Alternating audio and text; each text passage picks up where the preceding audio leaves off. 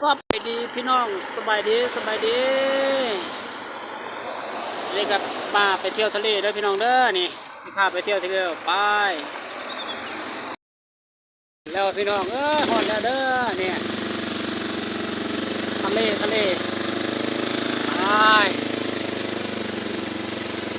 ลังไปพี่น้องเนาะแดงฟ้าใสสิฟ้าไปเที่ยวเด้อพี่น้องเด้อนี่เที่ยวทะเลพี่น้องเนาะธรรมชาติพี่น้อง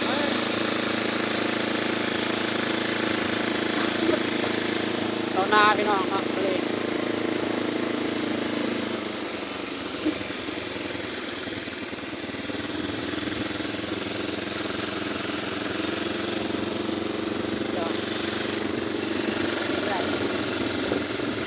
นู่นไปดอนเที่ยวไปนู่น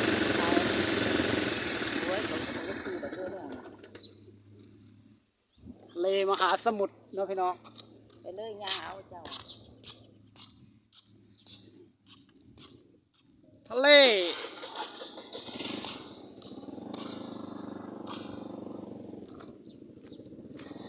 จะพาดูจะพาไปเที่ยวพี่น้อง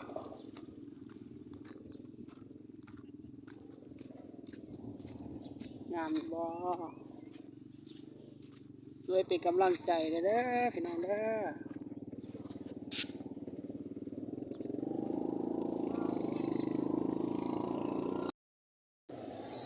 เรือรบพี่น้องเรือรบ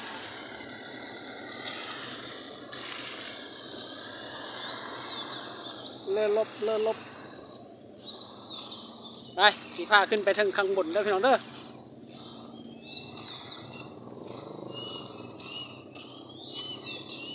เรือแต่สมัย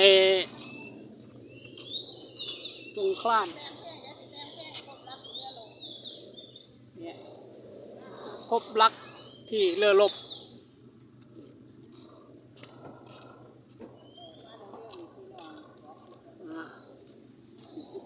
ได้ฟังแน่นอนพี่น้องเสียงเพลงเนาะพบรักที่เรือรบเด้อพี่น้องเด้อได้ฟังแน่นอนสิพาขึ้นไปเที่ยวอยู่ถึงเสียงเพลงพบรักที่เรือรบ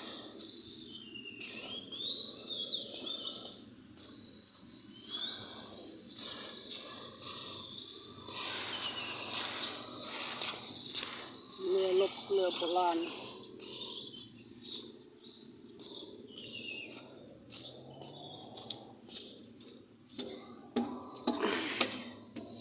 ว้าวสูงพี่น้องเลย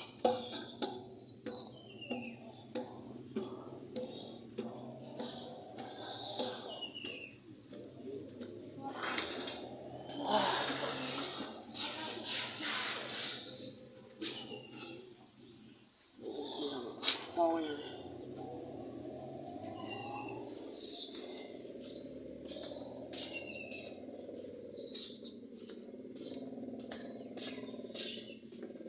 เอาขึ้นมาเหรอ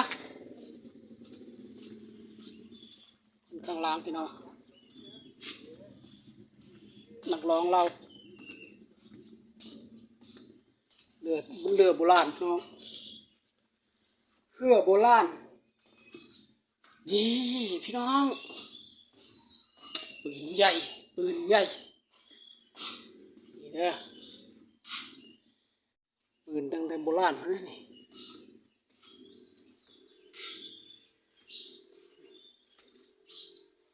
ปืนตั้งแต่บูฮ่านเ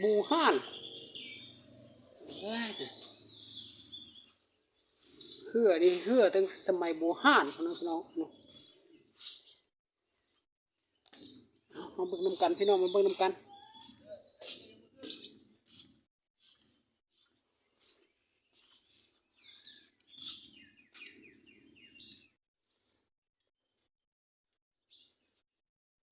วิวงามนะพี่น้อง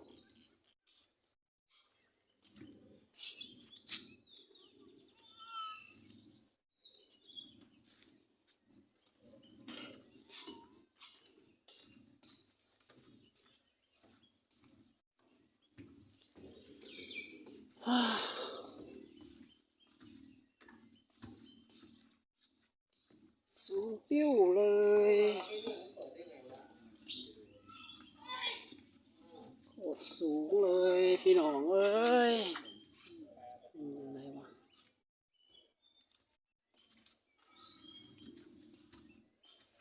นก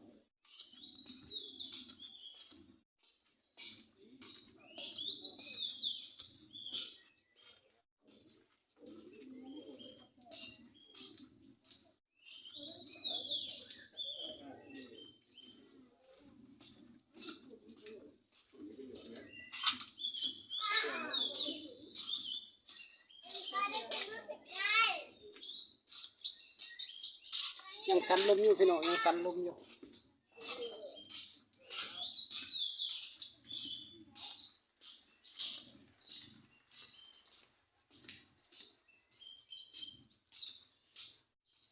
ยังสันลมอยู่นี่ชนท้ายเด้อนี่เด้อผมชนหัวมันเด้อ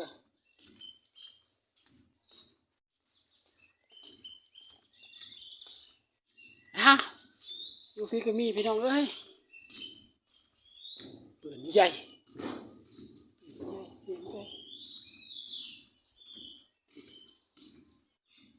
ใหญ่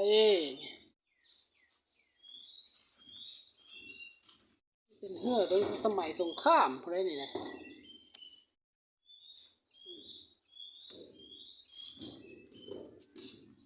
โอ้มันก็งามดีเว้ย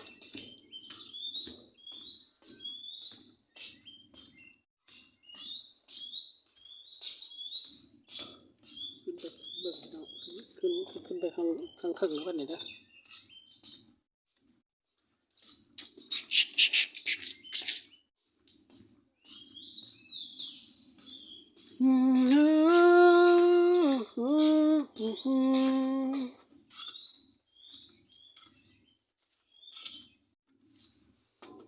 ปลาตัวสันที่สองพี่น้อง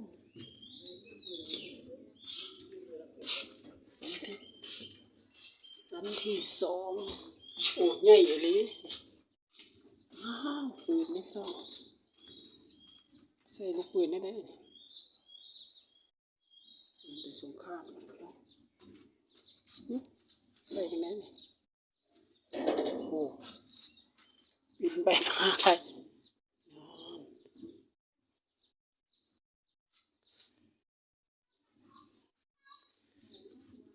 บินไปมาได้เลยพี่น้อง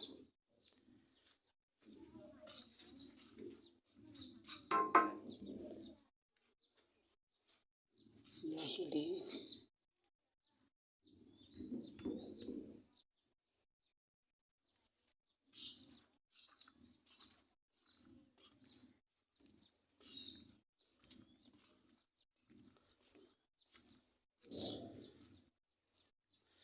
นี่ก็ปืนใหญ่หมุนได้ไร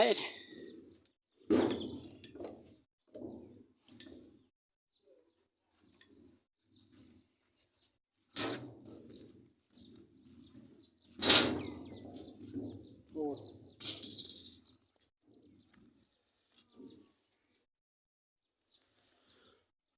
ใหญ่ปืนใหญ่เลือใหญ่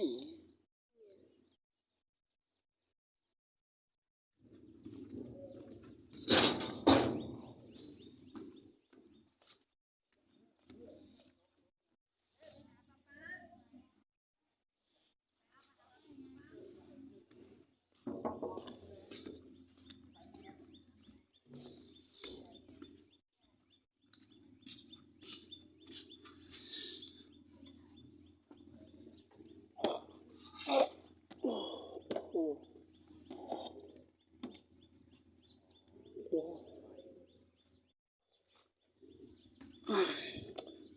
ว่าจะขึ้นให้พี่น้องเอ้ยขึ้นไปต้องมีทางขึ้นให้ได้เว้ย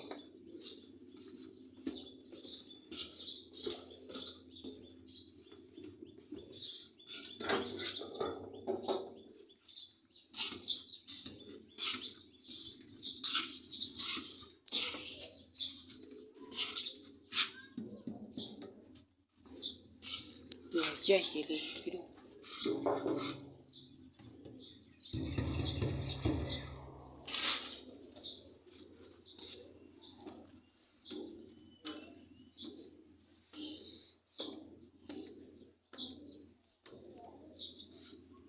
โอ้ว้าวใหญ่เลยพี่น้องเอ้ย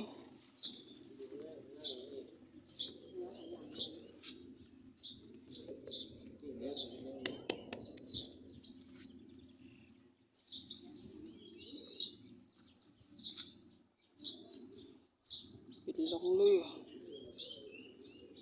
โอ้นี่ครับ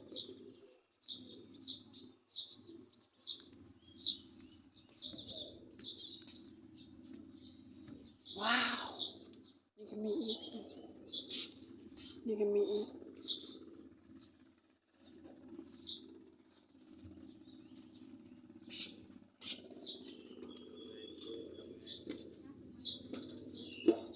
ห้องห้องอะไรเนี่ยห้องหมุนแล้ว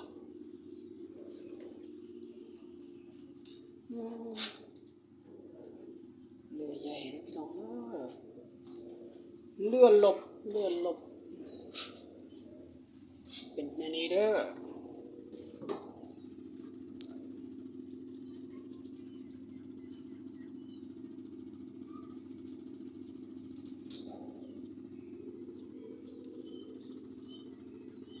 เคยเห็นน้องพี่น้องเนาะบ่เคยเห็นก็ต้องได้เห็นพี่น้อง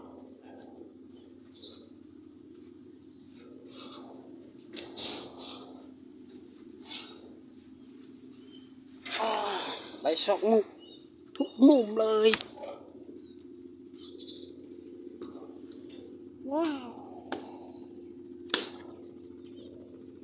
สุดแล้ว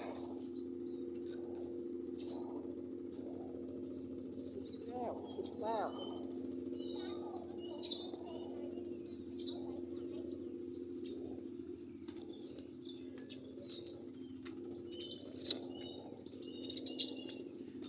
สุดแล้วสุดแล้วใหญ่อีหลี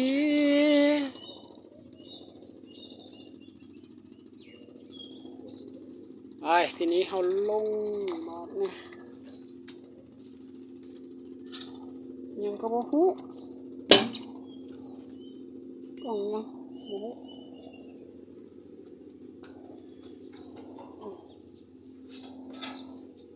มีห้องเครื่องห้องคับห้องยังพี่น้อง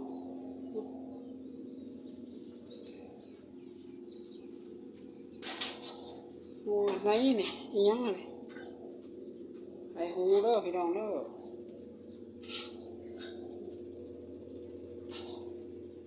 เครื่องงูมหาศาล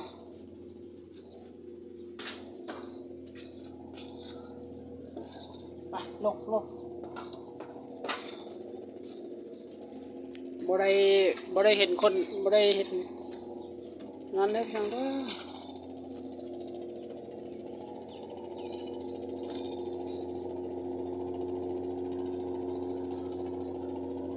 ไปพอ